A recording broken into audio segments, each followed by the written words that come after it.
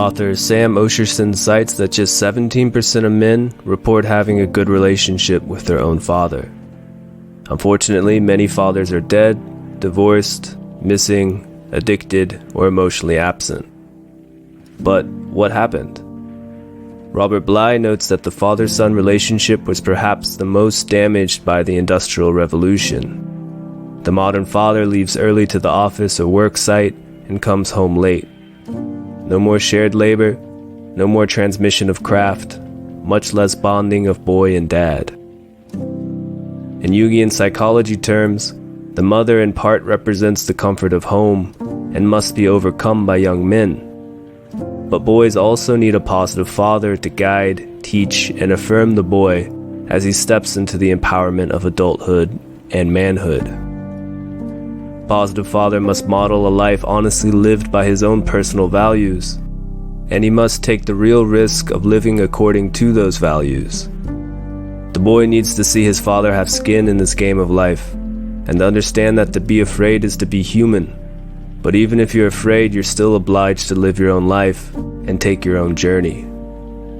But if the father fails to honestly live his own life and compromises in the name of security, fear, and comfort, he becomes the negative father, a father with a long shadow. The negative father grows either passive towards his own son or controlling and domineering over him. He might withhold approval to coerce the son, or might withdraw from their relationship altogether. Men who lack the positive father figure might seek surrogate fathers in the wider culture, or suffer an isolated personal shame. These surrogate fathers might be someone like Andrew Tate, or other masculine celebrities such as famous athletes. It goes without saying that some of these masculine celebrities are not good role models. But when the positive guiding father is absent, the boy often fails to overcome the mother complex and never emotionally leaves home.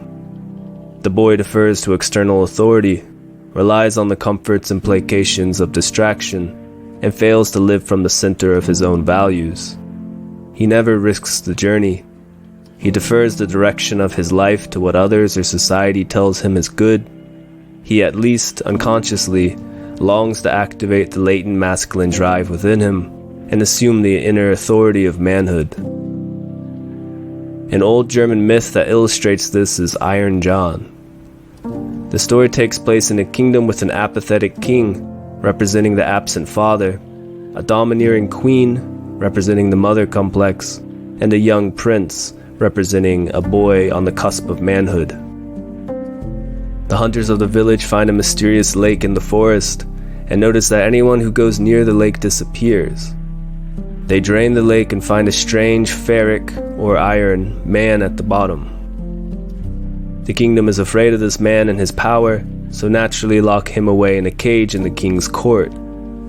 However, the prince becomes fascinated with the man, but the dominating queen keeps the key to the cage under her pillow and refuses to let the prince take the key and engage with him. The prince must defy his mother and steal the key, so that he can engage with Iron John, who guides the prince into danger and trial and lets the prince gain access to his latent power of manhood. Iron John takes the place of the father that is not available to guide him.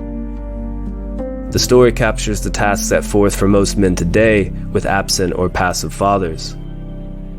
We must defy our symbolic mothers and institutions and claim our own manhood from the depths of ourselves and take the risky journey of living according to our own values, desires, and potentials. So, is that it?